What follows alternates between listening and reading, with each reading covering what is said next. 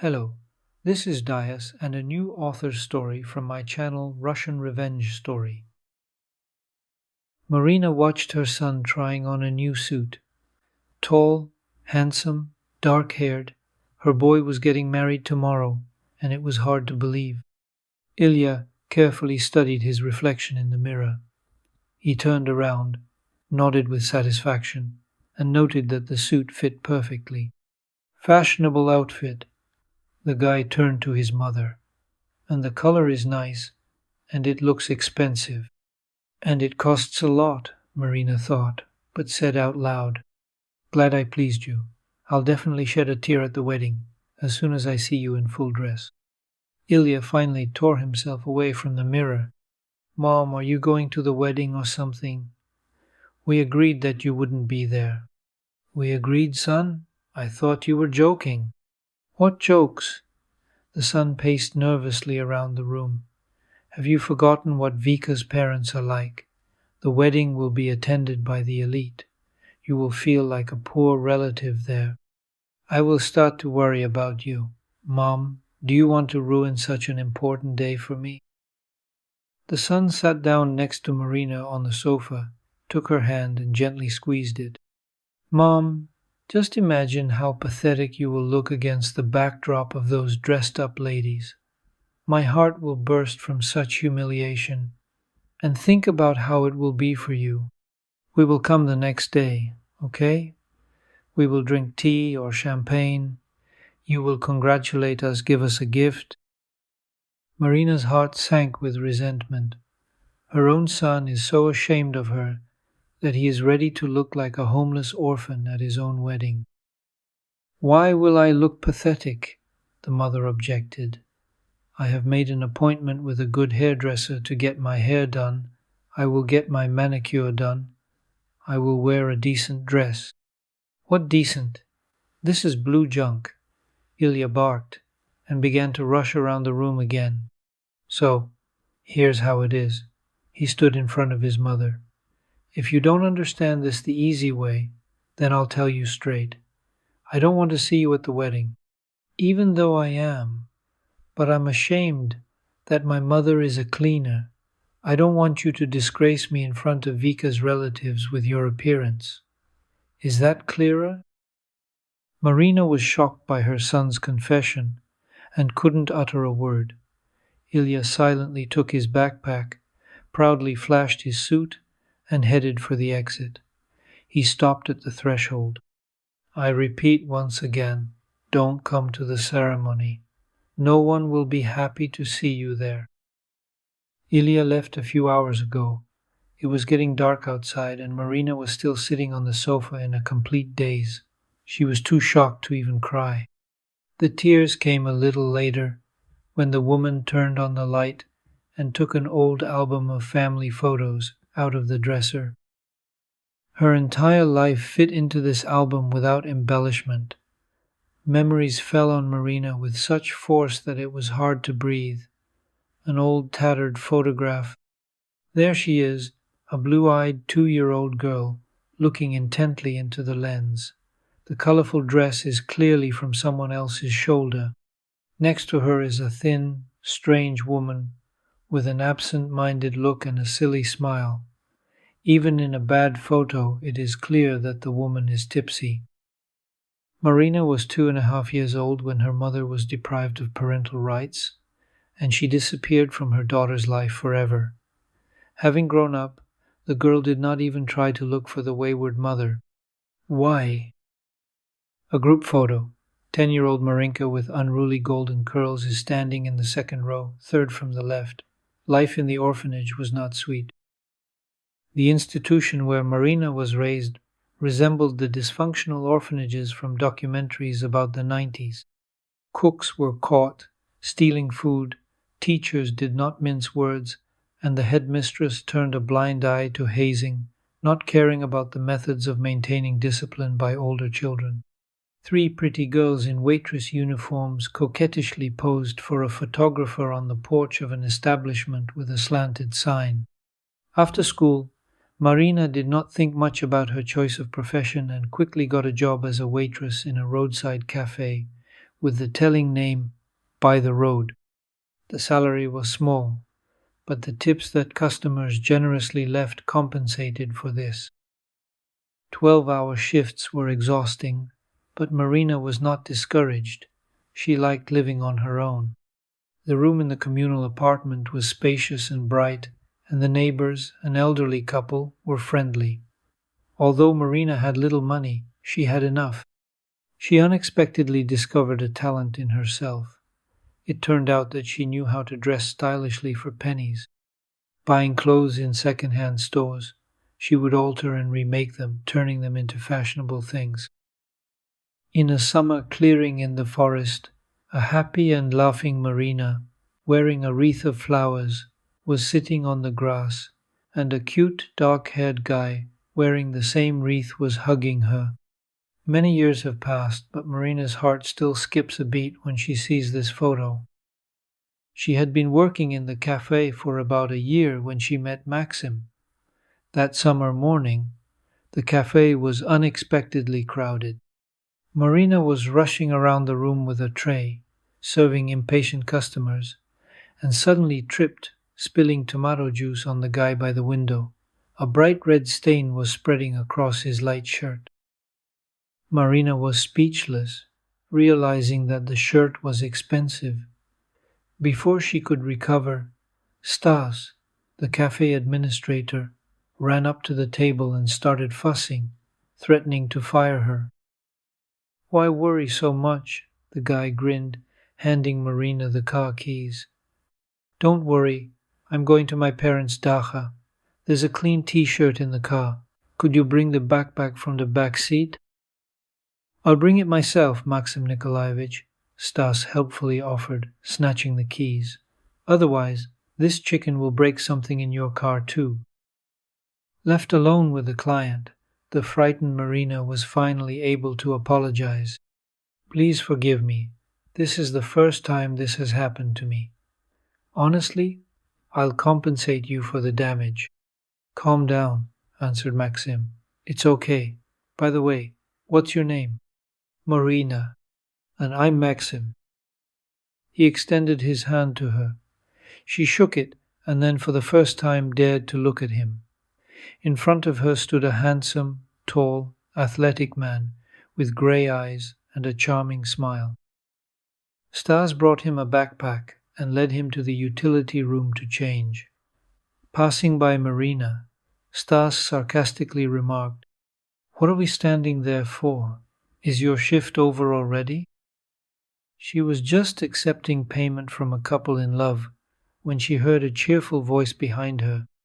"Marina, could you spare me a minute of your attention?" She turned around. Maxim, in a fresh blue t-shirt, was sitting at the same table. "Will you take the order?" "Of course." Serving the handsome customer, the girl felt awkward. Her cheeks were burning. Stas personally walked the guy to the door, then winked at Marina. "Don't be offended. I yelled at you on purpose. Otherwise he would have made you pay for the shirt. It's more expensive than your salary." "How do you know this guy?" "This is Max Skvortsov, our mayor's son. Every dog in town knows him." By that evening, Marina was so tired from the hours-long bustle that she forgot all about the morning incident. She had only one desire: to get home as quickly as possible and fall into bed. It was already dark outside. It was unknown how much longer she would have to wait for the bus. Suddenly, a light-colored foreign car pulled up to the cafe. Marina involuntarily retreated to the porch, but upon closer inspection, she recognized the car. "I wonder what the mayor's son forgot here." Maxim jumped out of the car with a bouquet in his hands and headed straight for Marina. He approached the amazed girl and handed her the flowers. "Have you finished work yet?" "Sorry, I didn't know what kind you liked, so I chose white roses. But I promise that I'll only give you your favorite ones from now on." Marina was completely confused. "Why?" "What do you mean, why?" Max laughed. "I'm actually courting you here. By the way, the evening is so wonderful. Maybe we should go somewhere. Marina had already forgotten that she was madly sleepy. Everything that was happening seemed like a magical dream. The girl realized that she was ready to go anywhere with him, but she quickly returned to reality. She remembered that she was wearing old jeans and a simple t-shirt. "Thank you, but I'm tired. I can't today," Marina said regretfully. "Then tomorrow?" Max did not back down. "Then tomorrow," the girl echoed. The next day they met, never to part. It was love at first sight. Maxim was a student of the economics department. He successfully passed the summer session, and they began to see each other every day. In July, the guy took Marina on vacation. She did not have a passport, so they spent a magical 10 days in Sochi. Max introduced his beloved to his university friends. Together, they often went swimming and barbecued outdoors. It was the brightest, most carefree, and unforgettable time in Marina's life. She never experienced such happiness again.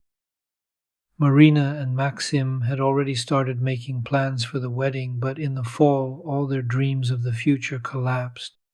Max's cousin noticed him on the street with some penniless woman and reported it to her father, the mayor. Marina's life turned into a nightmare. The Skvortsov family did not approve of their relationship. This is understandable. The only son and the girl from the orphanage, Maxim's mother called him 100 times a day, showered him with insults and threats, demanded that Marina leave him. Max's cousin came to the cafe and made a terrible scene there. Then the neighbors also reported that some people had been asking about Marina for an hour. Recently, one lady confirmed Yakov Ivanovich, a neighbor in the apartment, offered my wife and me good money if we confirmed that you are a drug addict and a girl of easy virtue. I threw her out. Marina did not tell her fiancé anything. She knew that at that moment the issue of his trip abroad on a student exchange was being decided. Apparently, the guy was also under pressure because anxiety settled in his eyes.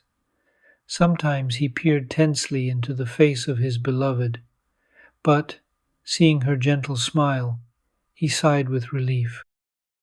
2 weeks before Maxim's departure, the phone rang in Marina's apartment. "This is Nikolai Borisovich," she heard a harsh male voice on the phone. "I am Maxim's father. You must break up with my son before he leaves. Tell him that you have another man. If you ignore my words, you will bitterly regret it." And without waiting for an answer, the mayor hung up. Marina was ready to give her life for Max. How could she give up the one she loved so much? When her lover flew to London, events began to happen around the girl that she still remembers as a bad dream. Stas, bribed by the mayor, suddenly accused the waitress of a large shortage, and the girl was arrested. Marina was so shocked by her boss's vile act that she did not even take care of a reliable defense. When the case was quickly transferred to court, she had no doubt that the whole truth would soon be revealed, and these terrible charges would be dropped. The trial was like a farce. The lawyer provided by the state for the girl almost slept during the trial, but the prosecutor tried his best. Every day Marina waited for Maxim to show up and save her, but her friend told her that, according to rumors, the guy was going to continue his education in England. Marina was given 3 years. Already in prison, she found out that she was expecting a child. She tried not to remember the time spent in the women's prison. It was too painful. Immersed in emotions, she quickly turned the page of the family album. The photo showed her dark-haired, gray-eyed baby. Marina gently ran her finger over the image. How affectionate and smart her son was. Only God knows what it cost her to raise him alone. After a 1.5 years of imprisonment, Marina was released. She was incredibly lucky that her child was not taken away from her. a lot of problems awaited her on the outside. No one wanted to hire a young woman with a small child, especially with a criminal record. Thanks to her neighbor Yakov Ivanovich, who helped Ilyushka get into a nursery through his student, Marina was able to work tirelessly. She worked as a cleaner in a restaurant, cleaned offices in the evenings, worked part-time at a car wash on weekends, and sewed pillowcases and duvet covers at night. She did not look into the past. Why the extra pain? While she was serving her sentence, all old connections were broken. One day, she accidentally met a former friend who told her that the owner of a roadside cafe Stas had gone bankrupt. Mayor Skvortsov had moved with his family to Moscow after receiving a promotion, and his son had married a beauty from the capital a year ago. Marina cried all night then, but then wiped away her tears and went to wash the floors in the restaurant. She had to raise her son. Now this was her only concern and joy. It was getting light outside. Had she really spent the whole night over the album? She went to bed, but thoughts about her son did not give her peace. She always tried to please him with expensive toys, delicious food, fashionable clothes. She was ready to do everything to fulfill all his wishes as much as possible.